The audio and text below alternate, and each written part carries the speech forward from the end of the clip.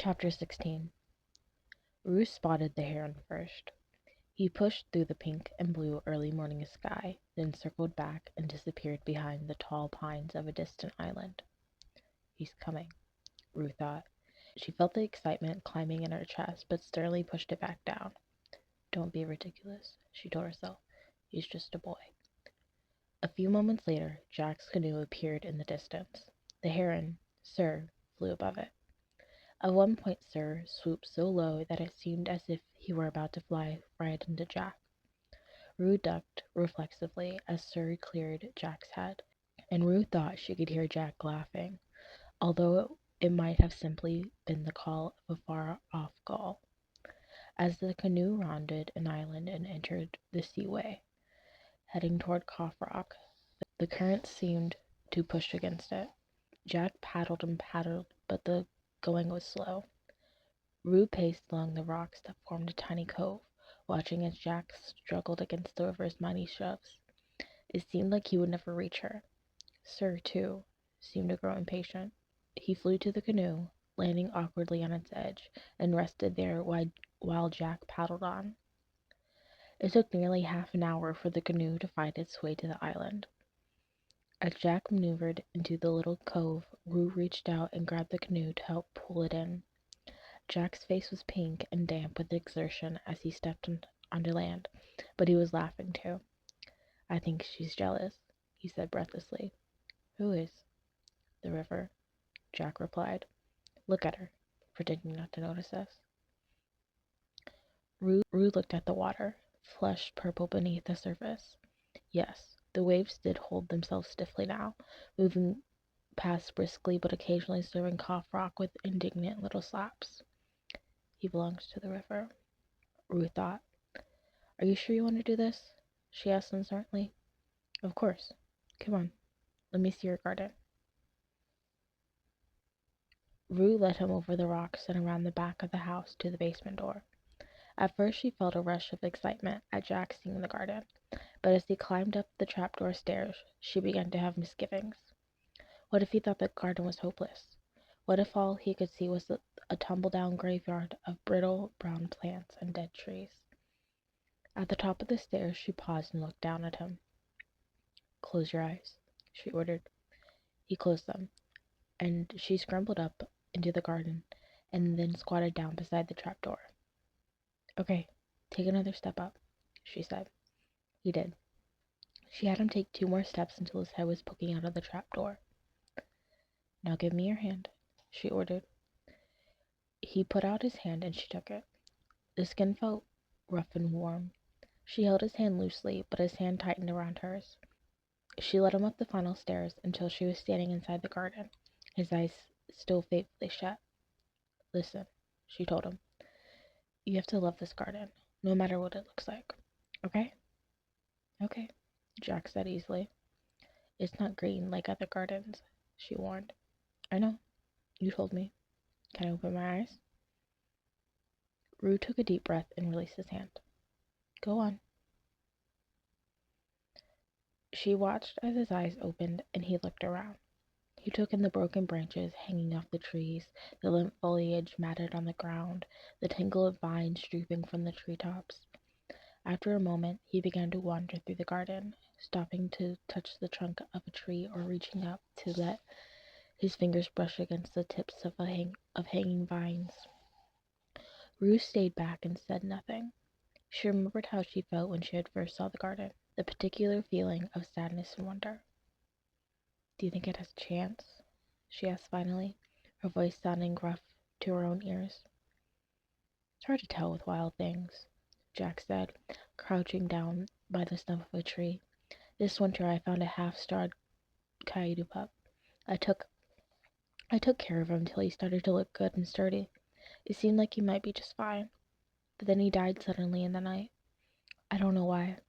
Then a week later, on Sawdust Island, I saw something strange hanging from the branch of a tree. Turned out it was a rabbit, all torn up. I figured a hawk had grabbed it and started flying off with it, then dropped it by accident. There wasn't much rabbit left. His leg was busted and his skin was ripped to shreds. I patched him up the best I could and figured he wouldn't make it through the day, but he did. And the next day he ate out of my hand, and each day he got stronger until finally he was good as new, except he hopped sort of lopsided. It seemed like there was something mysterious about what lives and what dies. He saw that Ruth's face had gone grim, and he added, "But each time I find an animal that needs help, I help it as though I'm sure it will live."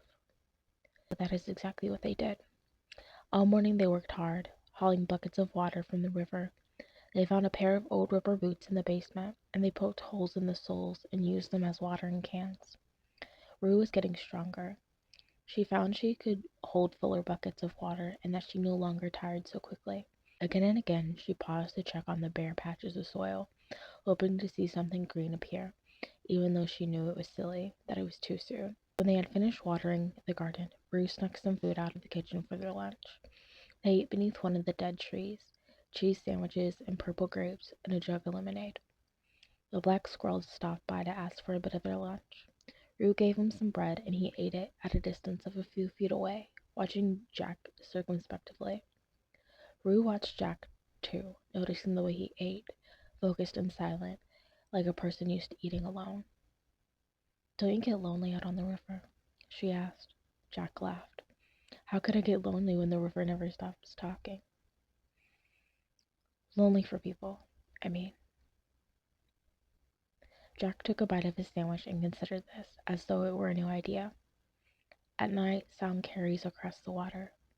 I'll hear people talking and laughing. Sometimes I wonder how it would be to live like everyone else. I guess it would be nice for a while, but in the end, I'd wind up running right back to the river. Honestly, I don't know how people can think without a river. Sometimes I'll be in my canoe, mulling over things, and my brain will leap right out into the water and travel with it to where the perch are biting or where the raspberries just went ripe along the shore or to where there's a warm, empty house. I don't know where I stop and the river starts. Do you know what I mean? If we were separated, I think I would just unravel." Suddenly, Jack's head whipped around towards the back of the garden. "What is it?" she asked, following his gaze. He didn't reply at first, while his gray eyes scanned the garden intently. After a minute, he looked back at her, his face perplexed. "I thought I saw something," he said. "The squirrel?" Jack shook his head. "Definitely not a squirrel. It was a shadow. Up there." He pointed at the boulder. "It's gone now." Rue bit her lip and hesitated before she confessed. "I saw it too, the other day." They were quiet, but they were both thinking of Anna because Jack suddenly said, "I saw her once, when she was still alive, about 4 years ago." "Where?" Rue asked. "She was by the stone arch on Cough Rock, right, right at the spot where I first saw you. She had this long black hair and it was windy that day, so her hair was whipping all around. It reminded me of a flock of cormorants just as they were about to take flight. She was pacing back and forth. Then he came out, your uncle, and he wrapped his arms around her, and they went back inside."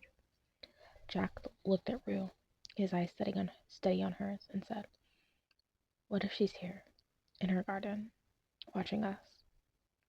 Rue thought of what Philip had said, but she quickly shook this off. "I don't believe in ghosts," Rue said. "Really? That's funny. I believe in almost anything." "He's crying for you."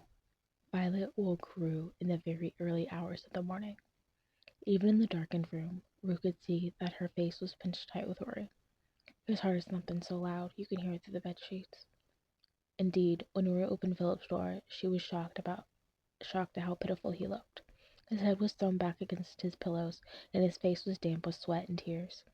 In a way, it was worse than seeing him flailing around, slapping and clawing. Now he just looked ill. Rue sat beside him on his bed, not knowing how to comfort him. For a while they sat together in silence. She tried to catch his eye, but he would only look down at his blankets, which he twisted in his hands. Rue noticed that the veins on his thin hands were raised, like a snarl of electric cords. "Tomorrow we can try to fix the skeletons I broke," Rue offered. "I had Violet throw them out," he replied. Rue, Rue glanced over at the far end of the room. The shelves that once had been filled with skeletons were now bare. Even the coyote was gone. The desk was cleared of glue and wire. But why? Rue asked, although she hadn't liked them. This seemed like a bad omen. I got tired of them, Philip murmured, then looked away. Rue sighed. You heard her. You heard her again tonight, didn't you? She said. Philip nodded. Maybe it was the river, Rue said, or the wind. He pressed the heels of his hands against his eyes, then let them drop to the sides of his face. His dark eyes looked flat, deadened, like his father's eyes. Maybe, he conceded. His quietness alarmed her. She wished he would scream and that she could scream back at him. Instead, he turned over in bed, his back to her, and tucked his legs to his chest. Do you want me to stay? Rue asked. She watched one narrow shoulder rise and fall in a listless shrug. Rue lay down beside him. It wasn't long before Philip fell back to sleep, but Rue remained awake. She was turning things over in her mind, feeling the tug of a decision that she didn't want to make. She had found the garden, yes, but it wasn't hers. Not really. It was Anna's, and so it was Philip's too.